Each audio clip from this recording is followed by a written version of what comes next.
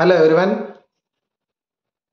So any competitive exam కానీ లేదంటే ఏదైనా గవర్నమెంట్ జాబ్స్ కానీ మనము సక్సెస్ అవ్వాలంటే కంపల్సరీగా మనకు ఒక ప్రిపరేషన్ స్ట్రాటజీ అనేది ఒకటి ఉంది. ఒక ప్లానింగ్ అనేది చేసుకోవాలి. So without planning you cannot succeed in any government job exams or in any competitive exams. So ఏంటి ప్రిపరేషన్ స్ట్రాటజీ ఏంటంటే, so first of all suppose ఒక government job, suppose RRB pharmacist కానీ లేదంటే తెలంగాణ ఫార్మసిస్ట్ కానీ ఒక exit exam కానీ so తీసుకున్నప్పుడు first మనకు కొన్ని స్టెప్స్ ఉన్నాయి. స్టెప్ 1 ఏంటంటే we have to understand the syllabus. So first ఏం చేయాలంటే సిలబస్ని మనం అండర్స్టాండ్ చేసుకోవాలి. ఏ చాప్టర్స్ ఉన్నాయి, ఏ చాప్టర్లో ఏ సబ్ టాపిక్స్ ఉన్నాయి, ఏ సబ్జెక్ట్స్ ఉన్నాయి. So each and every subject wise A chapters ఉన్నాయనేది మన మైండ్లో ఉండాలి. సో ఫస్ట్ సిలబస్ని మనము కంప్లీట్గా మన మైండ్లో పెట్టుకోవాలి. ఎందుకంటే సిలబస్ని మైండ్లో పెట్టుకుంటే మనము ఒక సబ్జెక్ట్ని ఇంకో సబ్జెక్ట్ని చదివినప్పుడు ఇంటర్లింక్ చేసుకోవడానికి ఈజీగా ఉంటుంది. సో ఫర్ ఎగ్జాంపుల్ ఫార్మకాలజీ చదువుతున్నాము, సో మనకి ఎక్కడో మనము కెమిస్ట్రీ చదువుతుంటాం, మెడిసినల్ కెమిస్ట్రీ లాంటిది ఎగ్జాంపుల్కి. సో చదివినప్పుడు ఆ రెండింటిని మనం ఇంటర్లింక్ చేయొచ్చు ఈజీగా. సో సిలబస్లో ఏ టాపిక్ చదువుతున్నప్పుడు సో ఈ సిలబస్లో ఇది ఫార్మకాలజీలో కూడా వచ్చింది, సో మనము దీన్ని అక్కడక్కడ ఇంటర్లింక్ చేయాలని ఒక క్లారిటీ వస్తుంది. So step 1 understand the syllabus. సిలబస్ని మీరు ఒక 2-3 డేస్ పాటు వీలైతే బట్టేయండి, మన మైండ్లో ఉండాలి సిలబస్ కంప్లీట్గా. So next step 2 analyse the previous question papers. So previous question పేపర్స్ని ఎందుకు అనలైజ్ చేయాలంటే, so previous question paper analyse చేయడం వల్ల మనకు ఏ సబ్జెక్ట్స్లో ఎంత వెయిటేజ్ ఉంది, ఏ సబ్జెక్ట్స్లో ఎలాంటి క్వశ్చన్స్ ఇస్తున్నారు. సో మన ప్రిపరేషన్ స్టార్ట్ చేయబోయే ముందు మనకు ఒక ఐడియా ఉందనుకోండి ఏ టైప్ ఆఫ్ క్వశ్చన్స్ అడుగుతున్నారని. సో అప్పుడు మనం ఈజీగా చదివేటప్పుడు ఆ ప్యాటర్న్లోనే చదువుతాము. ప్లస్ మనకు ఒక క్లారిటీ వస్తుంది ఏ సబ్జెక్ట్ని ఫస్ట్ స్టార్ట్ చేయాలి, హై వెయిటేజ్ సబ్జెక్ట్స్వి.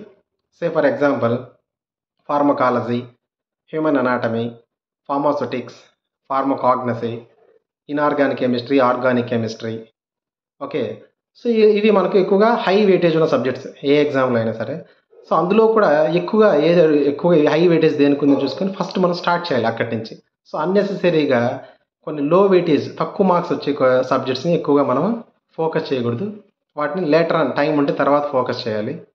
సో స్టెప్ 2లో మనము క్వశ్చన్ పేపర్ని అనలైజ్ చేయడం వల్ల మనకు ఏ సబ్జెక్ట్కి ఎంత వెయిటేజ్ ఉంది, దేన్ని ఫస్ట్ చదవాలి అని ఒక క్లారిటీ వస్తుంది. సో స్టెప్ 2 కంప్లీట్ అయింది. Next step 3. సో స్టెప్ 3 మనం gather the complete text books or material. So gathering of material. So material మనం హై క్వాలిటీ మెటీరియల్ మనం గ్యాదర్ చేసుకోవాలి. ఫస్ట్ ఆఫ్ ఆల్ చేయాల్సిన పని స్టెప్ 3లో. సో హై క్వాలిటీ ఎందుకన్నానంటే, so ఏది పడితే అది కనిపించిన బుక్స్ అలా చదువుకుంటూ పోతే టైం వేస్ట్ తప్పితే మనకు సక్సెస్ అనేది రాదు గవర్నమెంట్ జాబ్ ఎగ్జామ్స్లో. సో మనం చేయాల్సిన పని ఏంటి, హై క్వాలిటీ మెటీరియల్ మాత్రమే మనం గ్యాదర్ చేయాలి. కొంచెం లేట్ అయినా పర్లేదు 2-3 డేస్. సో హై క్వాలిటీనే గ్యాదర్ చేయాలి.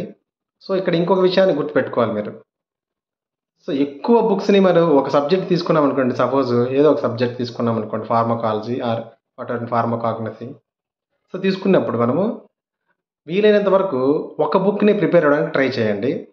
ఒకవేళ మీరు ఎక్స్ట్రాగా ఏదైనా రెఫర్ చేసినప్పుడు మీకు దొరికిన ఇన్ఫర్మేషన్ని తిరిగి ఇందులోకి తీసుకోవడానికి ట్రై చేయండి.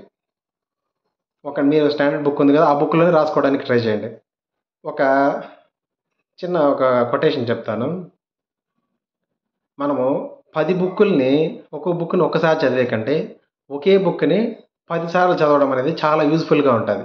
ఎక్కువసార్లు రిపీట్ చేయడం వల్ల మనకి అది బ్రెయిన్లో ఫిక్స్ అవుతుంది. సో కాంపిటేటివ్ ఎగ్జామ్స్లో ఈజీగా మనం సక్సెస్ అవ్వచ్చు.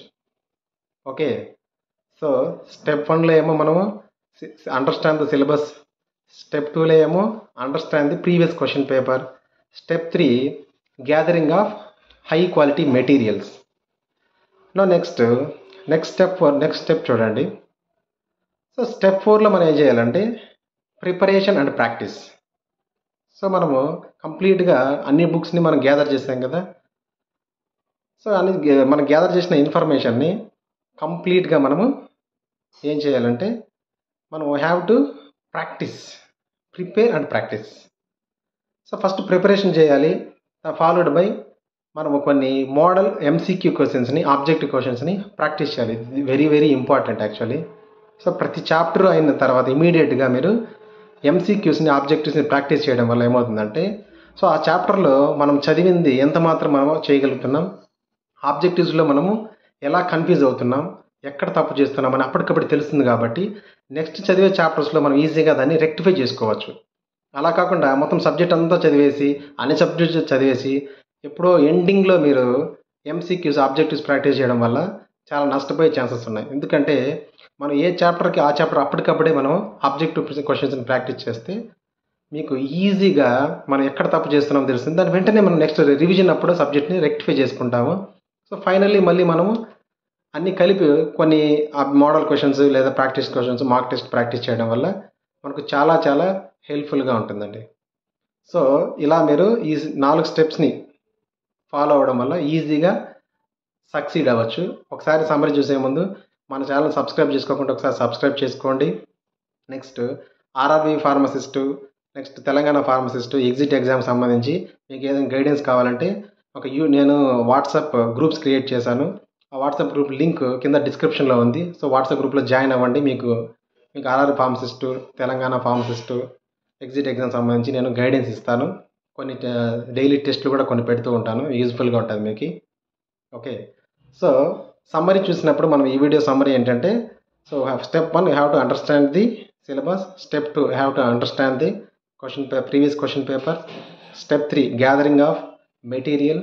Step 4 prepare and practising of model question papers. So that's it. All the best. బాగా ప్రిపేర్ అవ్వండి. ఏమైనా డౌట్స్ ఉంటే మీరు కామెంట్ సెక్షన్లో కామెంట్ చేయండి, లైక్ చేయండి, షేర్ చేయండి, సబ్స్క్రైబ్ చేసుకోండి మన ఛానల్ని. Thank you.